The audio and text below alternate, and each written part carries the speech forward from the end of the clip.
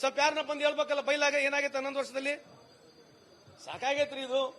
ಮುಂದೆ ಬಿಜೆಪಿ ಮುಖಂಡರುಗಳಲ್ಲಿ ಕಾಂಗ್ರೆಸ್ ಮುಖಂಡರುಗಳಲ್ಲಿ ಹೊಸತನ ಬರಬೇಕು, ಹೊಸದನ್ನ ಯೋಚನೆ ಮಾಡಬೇಕು.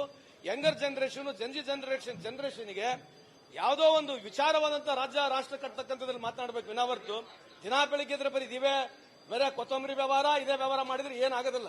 ಇವರು ಪಾಕೆಟ್ಗಳು ಇವರು ಉದ್ಧಾರ ಆಗ್ತಾರೆ ಅಷ್ಟೇ, ದೇಶ ಉದ್ಧಾರ ಅಂತ ಇದು ಸಮೃದ್ಧಿ ಖಂಡಿತವಾಗಬೇಕು. ವಿಚಾರಗಳು ಬೇಕು ನೋಡ್ರಿ. ರಾಜಕೀಯ ಶಕ್ತಿ ಈ ದೇಶದಲ್ಲಿ ಯಾವಾಗ ವಿಚಾರ ಬೇಕು, ಪರ್ಯಾಯವಾದಂತ ವಿಚಾರ ಬೇಕು. ನಾವು ವಿಚಾರ ಎದ್ರಲ್ಲಿ ಮಾತನಾಡಬೇಕು.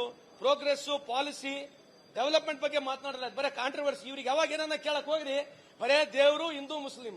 ನೀವು ಯಾವ್ದನ್ನ ನೀವು ಟಿವಿ ಡಿಬೇಟ್ಗಳು ನೋಡಿ, you ask them accountability, they'll come about Aurangzeb, they'll speak about something barber ಅಂದ್ರೆ ಹಜಾಮ, ಇಂಥವ್ರ ಬಗ್ಗೆ ಮಾತನಾಡ್ತಾರೆ ವಿನಾವರ್ತು ಇವ್ರು ಯಾವುದು ₹1 ದೇಶದ ಡೆವಲಪ್ಮೆಂಟ್ ಬಗ್ಗೆ ಮಾತನಾಡಂಗಿಲ್ಲ. ಇಲ್ಲ ಸಲ್ಲದಗಳನ್ನು ಮಾತನಾಡ್ತಾರೆ. ಈಗ ಎಪ್ಸ್ಟೈನ್ ಫೈಲ್ ಬಗ್ಗೆ ಏನು ಮಾತನಾಡ್ತಾರೆ ಇವರು? ಏನಮ್ಮ ಎಪ್ಸ್ಟೈನ್ ಫೈಲ್ ಬಗ್ಗೆ ಏನಾರು ಮಾತನಾಡ್ತಾರ?